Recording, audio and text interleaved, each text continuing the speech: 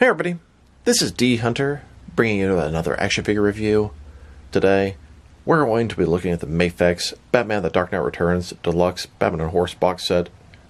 I previewed this thing from AmiAmi.com. If you're ordering your Mafex figures from Big Bad Toy Store or an American website, you're probably paying far too much. I chose DHL shipping. Even with that, it was cheaper than Big Bad Toy Store, and I'm not trying to hate on them. I love Big Bad Toy Store, just not for imports. I'll drop a line in the comments below, the website I got it from. Like I said, I chose DHL shipping. It literally shipped about a day and a half ago, and it's my doorstep today, all the way from Japan. DHL is absolutely amazing. So let's take a look at the packaging. And it's an enormous box set. Batman, The Dark Knight Returns, DC, Batman and Horse, Dark Knight Returns action figure, Mafex, Medicom Toys. It comes with Batman, a bunch of accessories, and of course, the horse. Batman on the horse, straight from the comic. One side of the package, Batman, Dark Knight Returns. Other side, got Batman posed up, Dark Knight Returns. On the back, here's Batman, a bunch of accessories, ton of different display options. There is the barcode, if that helps anybody. Bottom, totally blank. So with no further ado, let's open it up. And I did get two of these things, one of which to open and enjoy, the other one to keep unopened in my complete Batman-related unopened action figure collection. Alright, now that this figure out of the package, here he is with all the accessories laid out. He comes with a display stand, 11 alternate hands, totaling 13 interchangeable hands, 2 heads, his cowl for the back of his neck, an alternate bloody torso, 4 batarangs, and of course, we have the major pull of the set, the horse. Horse, saddle, and a display stand. Now, my first thoughts, I'm immediately disappointed with the horse. It's not articulated at all, and I knew that going into this, but I don't know, I thought maybe it'd be able to stand on its own or something, but it can't really even function without the display stand. You can see it there leaning on the tail, it doesn't really look very good like that. So without the stand, it's kind of useless. That being said, I knew that going into this, but somehow still disappointed. But I'm also very impressed with Batman. That cape is magnificent. Oh, it's to die for. So in this video, we're going to take a look at the accessories, height and articulation. We'll compare them with a bunch of other figures. Hope you enjoy. And let's start off by checking them out. This is Batman from The Dark Knight Returns. The Dark Knight Returns is sort of a what-if future story. Batman's an old man, he's retired, and he comes out of retirement to take down the mutant leader, along with a bunch of other villains.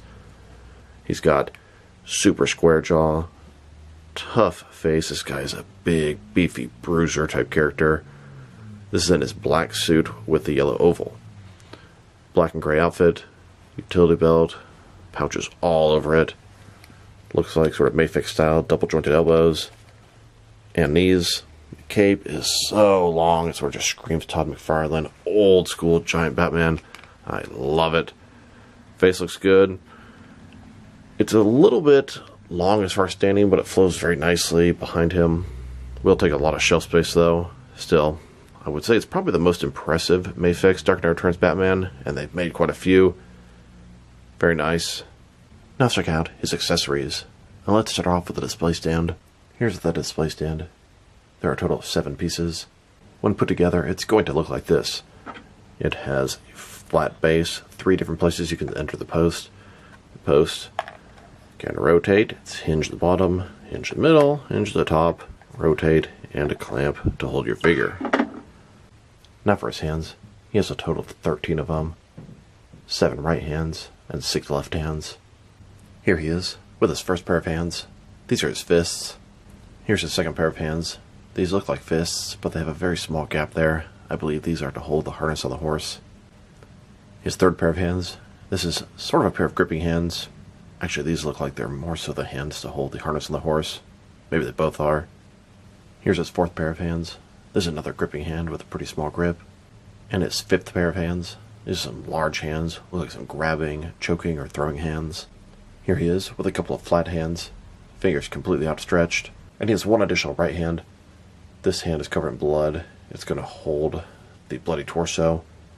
Kind of prevent his guts from going out. Here are his heads. He has 2 of them.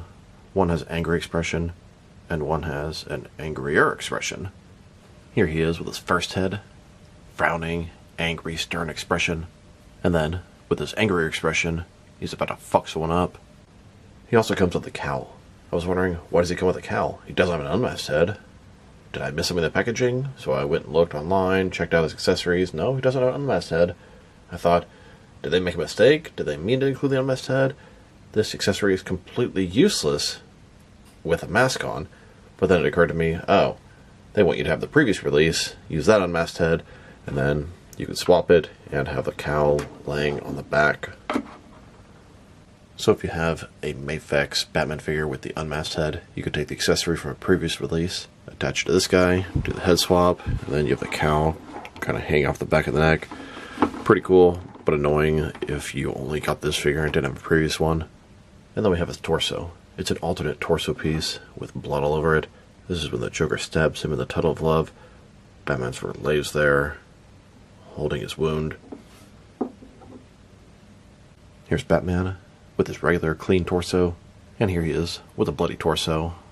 This will be great to reenact the scene where Batman is laying by the Joker's corpse.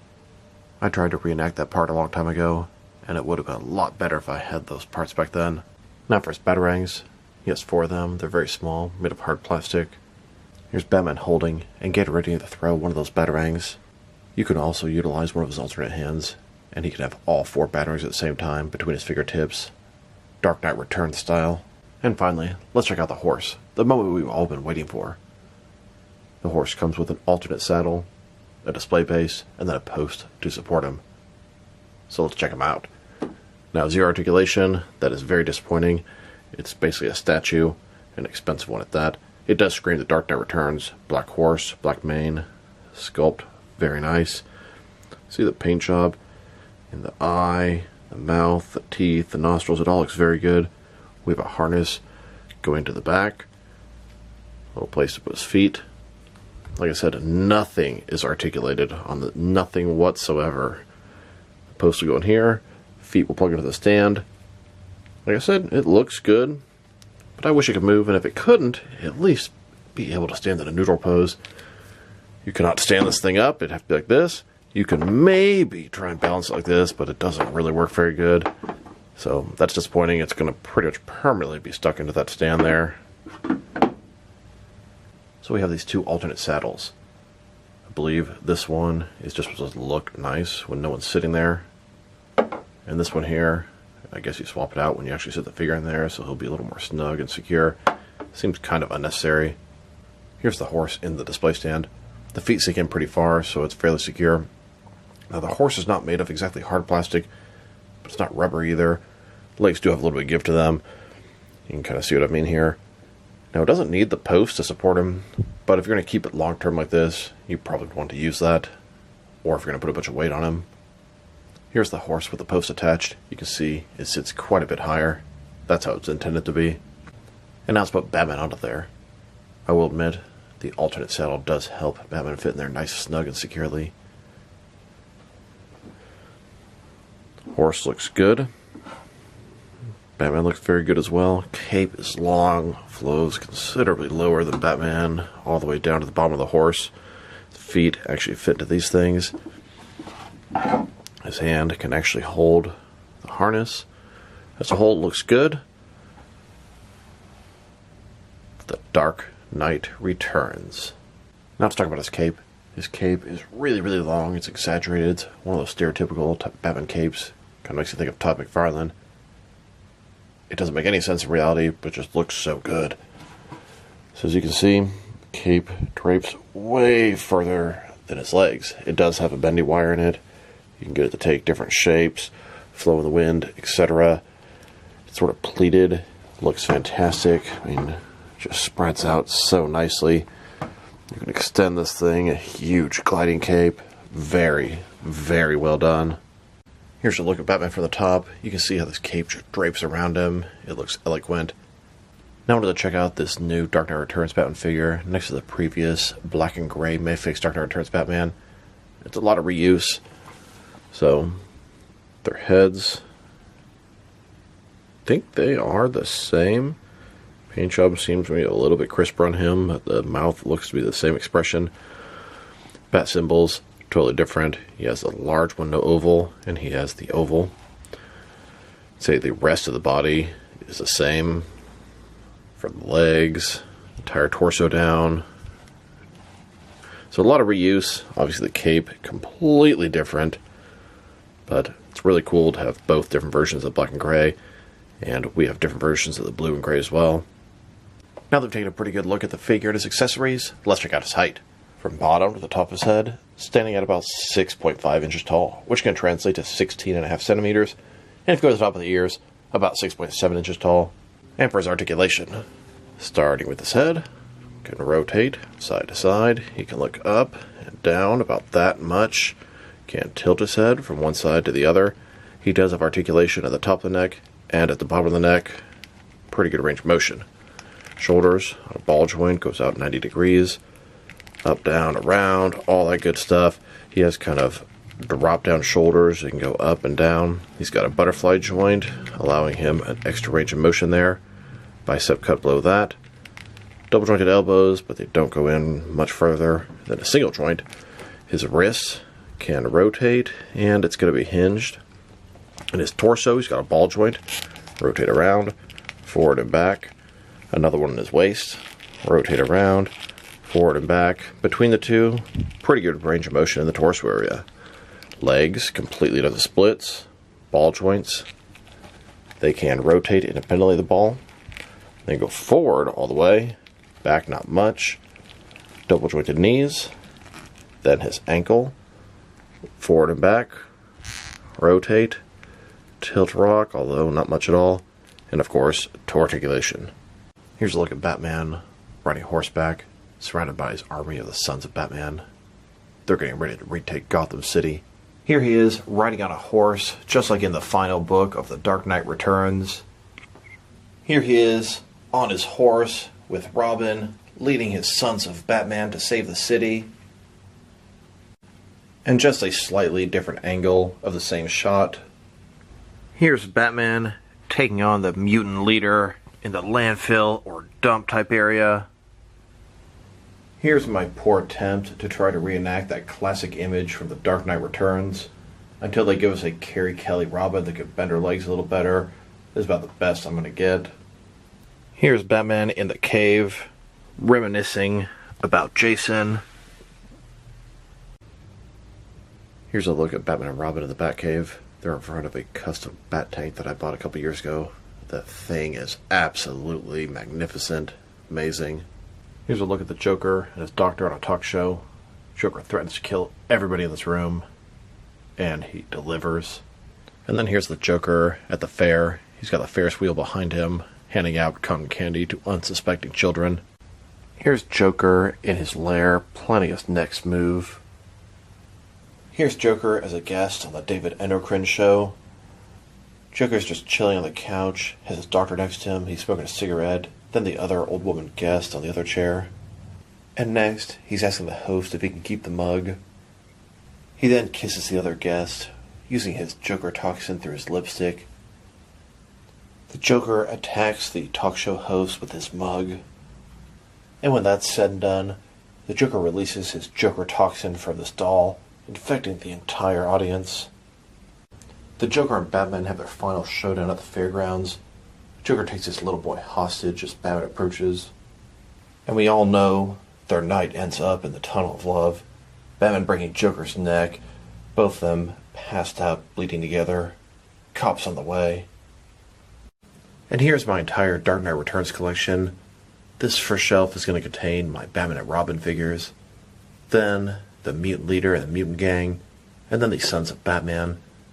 The Joker doesn't hang out on my Dark Knight Returns shelves. He hangs out with the other Joker figures.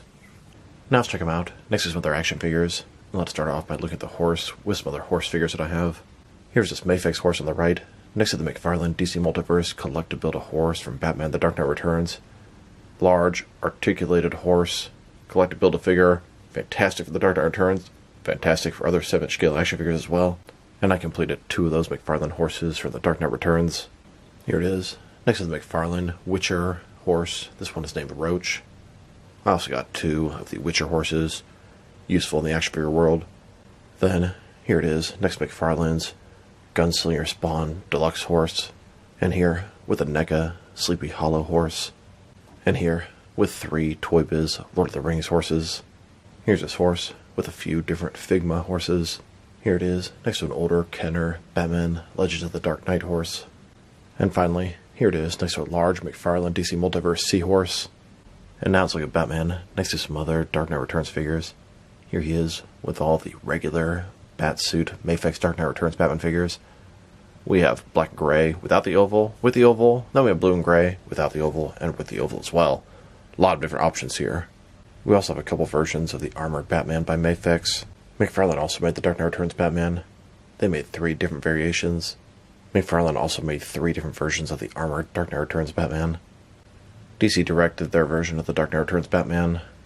It is horribly articulated and really hard to stand up. Here are 4 slightly different versions, and there's actually a 5th one that I don't have, the one that has a sort of leg holster. DC Direct also made this giant one from the new Batman Adventures. Here are 4 different versions of the Dark Knight Returns Batman by Mezco 112 Collective. There are actually 2 other versions I don't have, but they're extremely rare, the black and white version and the Puerto Rico Comic Con version.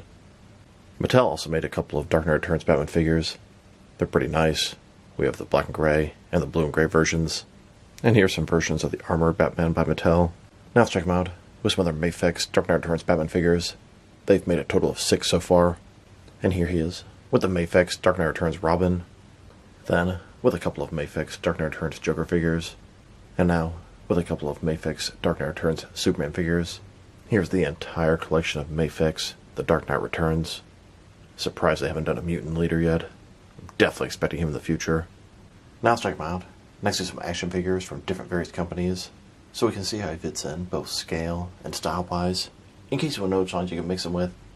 Since he's a Mafex figure, they're typically the 6-inch scale. I'm going to start off my comparisons with some of these smaller action figure lines I collect, and work my way larger, and I'm going to include as many Batman figures as I can during these comparisons. Here he is, next to several other Mafex Batman figures. And now, with some Jazzwares Fortnite figures, and some SH Figure Arts Batman figures.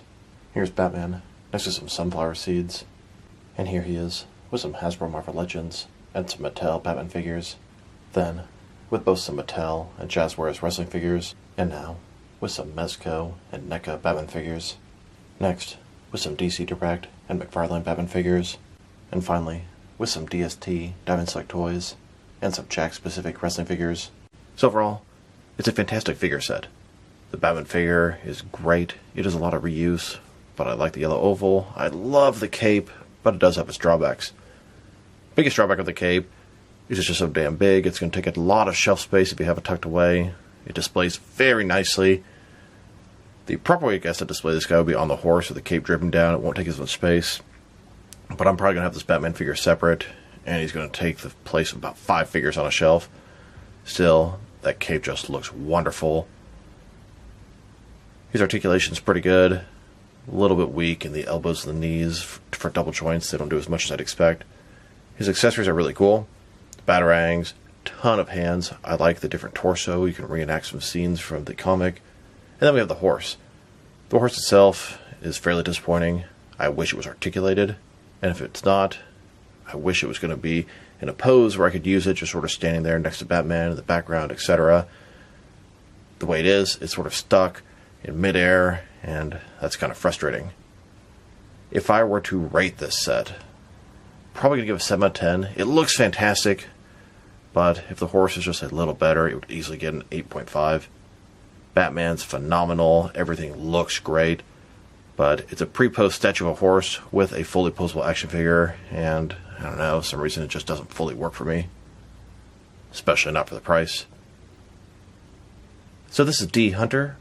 Thank you guys for watching this video. If you liked the video, press like below. If you have anything you want to say about the video, add to the comment section. If you want to see additional action figure reviews from me, press subscribe. I do appreciate when you do that. Once again, this is D Hunter. Thank you guys for watching this video, and I'll talk to you guys real soon.